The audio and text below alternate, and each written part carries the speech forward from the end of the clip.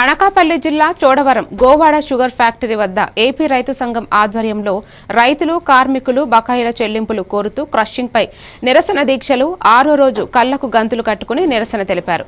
గత సీజన్ చెరుకు బకాయిలు, కార్మిక జీతాలు, వెల్ఫేర్ ఫండ్ కారుణ్య చెల్లింపులు, రిటైర్మెంట్ బెనిఫిట్స్, ఇన్సూరెన్స్, ట్రాన్స్పోర్ట్ ఛార్జీల సమస్యలను వెంటనే పరిష్కరించాలని నాయకులు డిమాండ్ చేశారు. ఈ కార్యక్రమంలో రైతులు సానాపతి సత్యారావు, పివి శ్రీనివాస్, సిఐటియు జిల్లా అధ్యక్షులు వివి శ్రీనివాసరావు, కార్మికులు పాల్గొన్నారు. ఎన్ఎంఆర్ కార్మికులు, ఓచర్ పేమెంట్ కార్మికులు, కాంట్రాక్ట్ కార్మికులు విధుల్లోకి తీసుకోవాలి. ఎన్ఎంఆర్ ఓచర్ కాంట్రాక్ట్ కార్మికులను వెంటనే విధుల్లోకి తీసుకోవాలి. అదే విధంగా రిటైర్ అయిపోయిన కార్మికుల గ్రాడ్యుయేట్లు కానీ చెల్లించకపోవడం వలన చాలా బాధాకర విషయం.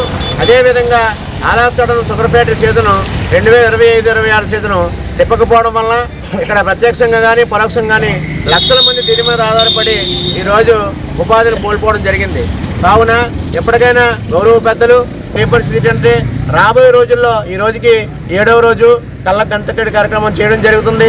కావాలంటే మా కంపల్సరీగా మేము కళ్ళున్న గుడ్డు వల్ల ఉండే పరిస్థితి ఏర్పడింది. ఎందుకంటే పని చేస్తున్నాం, జీతాలు లేవు.